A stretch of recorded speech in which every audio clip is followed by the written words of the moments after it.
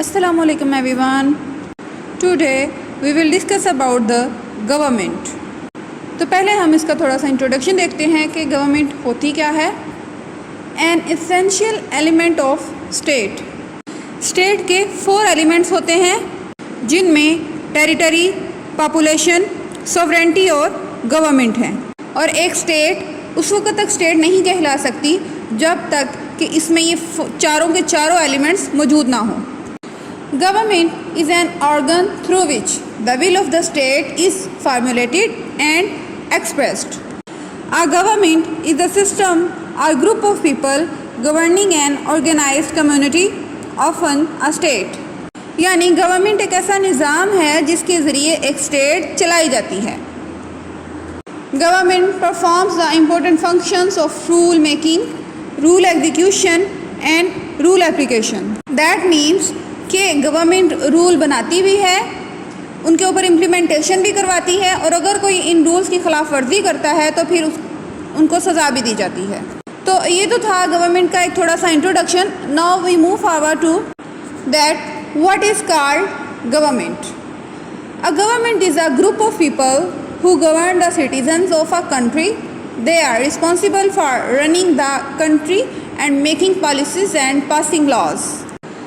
A government is a body vested with the supreme power of the affairs of a state.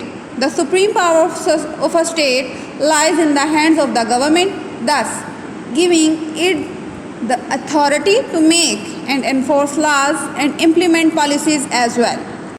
Government state के चंद लोगों का ऐसा गिरोह या ग्रुप है जो स्टेट के बाकी तमाम लोगों को गवर्न करता है और स्टेट के तमाम अफेयर्स को रिस्पॉन्सिबिलिटी के साथ रन करता है, मुख्तलिफ़ तरह की पॉलिसीज़ बनाता है और कवानीन पास करता है.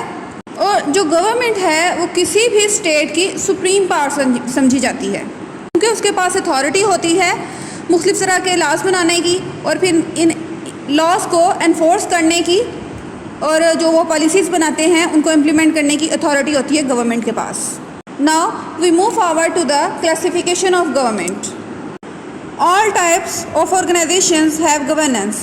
The word government is often used more specifically to refer to the approximately 200 independent national governments on earth as well as subsidiary organisations. तो हम गवर्नमेंट को क्लासीफाई कर सकते हैं on the basis of number of rulers, separation of parts and division of parts. Number of rulers में यानी कि वो जो वहाँ पे रूल कर रहा है उस गवर्नमेंट का जो रूलर है, उस जो स्टेट का रूलर है वो एक शख्स है या चंद अशखास का मजमुआ है या कोई वो पूरी की पूरी पब्लिक है. On the basis of separation of parts है कि किसी स्टेट की जो गवर्नमेंट है वहाँ पे पार्ट्स की सेपरेशन किस तरह हुई है. The next is division of parts है.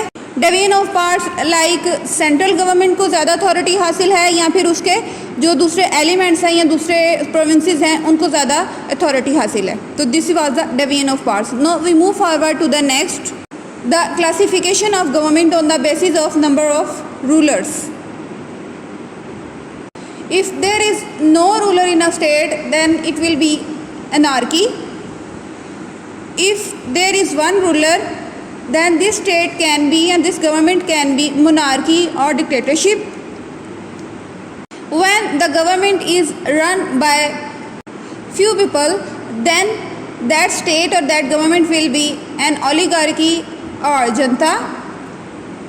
If the government is run by the public, all the people are participating in the government, then that form of government will be democracy. And there are 2 types of democracy like direct democracy and representative democracy. Now here is the classification of government on the basis of separation of parts.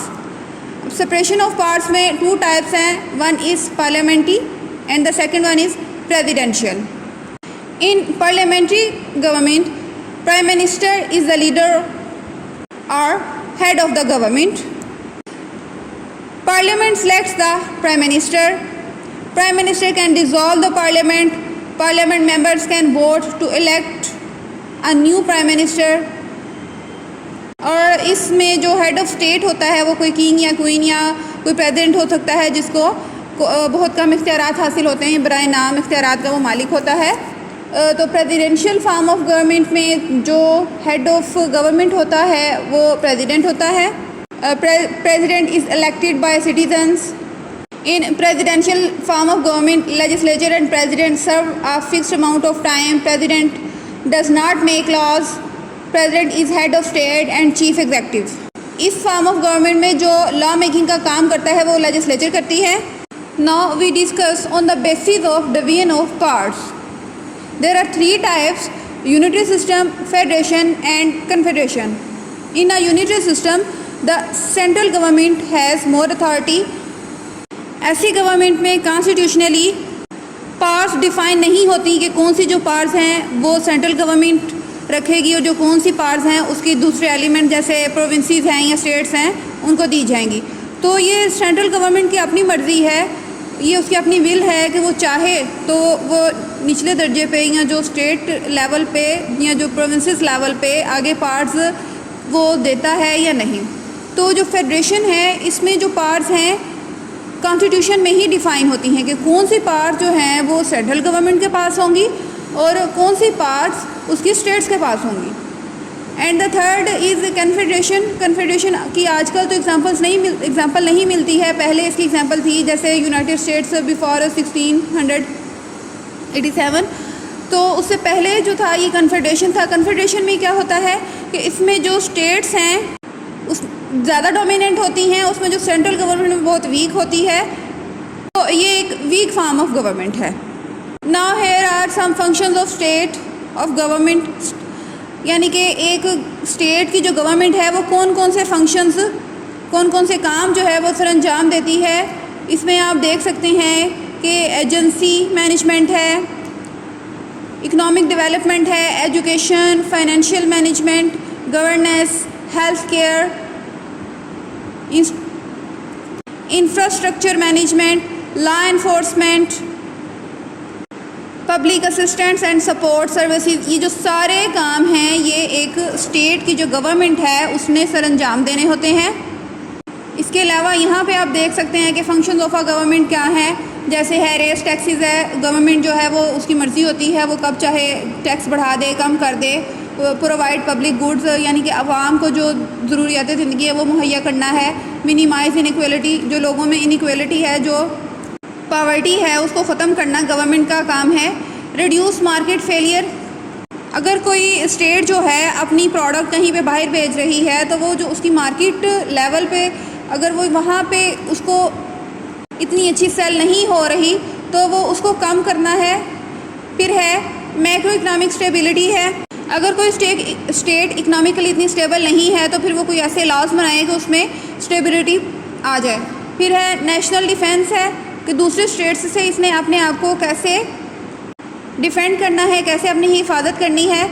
The next is regulate labour markets and protection of the environment, यानी कि माहौल में जो माहौल को साफ़ सुथरा रखना वगैरह, ये सारे काम जो हैं गवर्नमेंट के हैं। और एक स्टेट की गवर्नमेंट तभी अच्छी गवर्नमेंट कहलाएगी जब वो ये तमाम काम अच्छे तरीके से सरअंजाम देगी। Now we move forward to the conclusion. हम इन सारी डिस्कशन से क्या कंक्लूड करते हैं? A government is a system of to govern a state और community. The Columbia encyclopedia defines government as a system of social control under which the right to make laws and the right to enforce them is vested into a particular group in a society। कि government जो है किसी भी state को चलाने के लिए बहुत ज़रूरी होती है और इसके बगैर जो है कोई भी स्टेट कहलाने की हकदार नहीं होती। Because we can see in our surroundings that छोटे से छोटी ऑर्गेनाइजेशन को भी चलाने के लिए कोई ना कोई कोई शख्स होता है या लोगों को कुछ मजमुआ आता है जो मिलकर किसी छोटी ऑर्गेनाइजेशन को चला रहे होते हैं। इसी तरह जो स्टेट है एक बड़े लेवल पे आ जाती है तो स्टेट को भी चलाने के लिए एक गवर्नमेंट होती है जो फिर रूल्स बनाती है और फिर उन रूल्स को इम्प्लीमेंट भी करती है और इन रूल्स की हिफाजत करना भी इसकी जिम्मेदारी है। So thank you, stay blessed, अल्लाह हाफिज़।